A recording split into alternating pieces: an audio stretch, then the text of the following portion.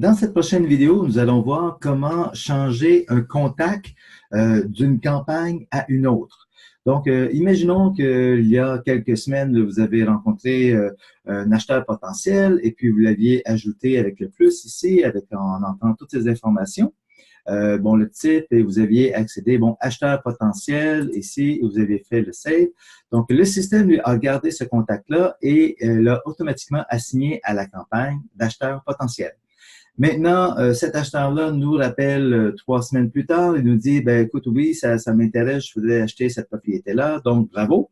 On veut changer notre contact de la séquence d'acheteurs potentiels à une fois qu'il aura acheté la propriété. Et puis, donc, on va pouvoir le passer d'une séquence à une autre.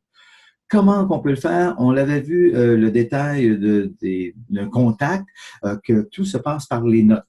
Donc, la façon la plus rapide, lorsqu'on sait que c'est un acheteur potentiel, on peut simplement cliquer sur la liste de nos acheteurs potentiels et retrouver notre contact qui en fait partie.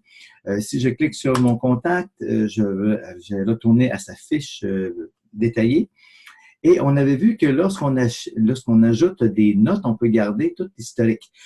Donc, on avait vu, d'appeler notre contact régulièrement et tout ça. Et puis, ce contact-là avait été ajouté par notre formulaire là, directement. Maintenant, nous allons passer, on sait que ce contact-là fait partie des acheteurs potentiels et on veut en faire un acheteur après-vente une fois que la transaction est faite. Donc, on va simplement, dans un premier temps, arrêter la campagne d'acheteurs potentiels. Et puis, donc, on vient ici, stop acheteur potentiel. Et donc, en appliquant cette note-là au contact, on a choisi la note et on fait Add Note.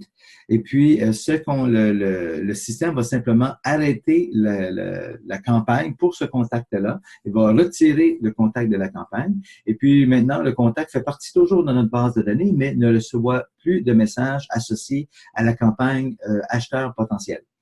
La façon de l'inscrire dans la séquence maintenant acheteur après-vente, parce qu'il a acheté et puis la maison était vendue. On s'en vient ici dans les notes et on fait Start acheteur après-vente, tout simplement, comme c'est après la transaction. Et puis, on ajoute la note et automatiquement, le contact sera ajouté à la séquence d'acheteur après-note et va recevoir les messages associés à cette nouvelle campagne-là.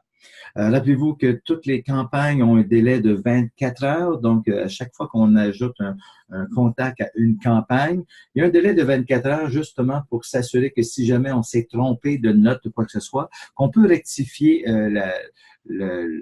l'information, on peut simplement arrêter à nouveau et repartir et puis le système va lui automatiquement gérer les bons, remettre le contact à la bonne séquence.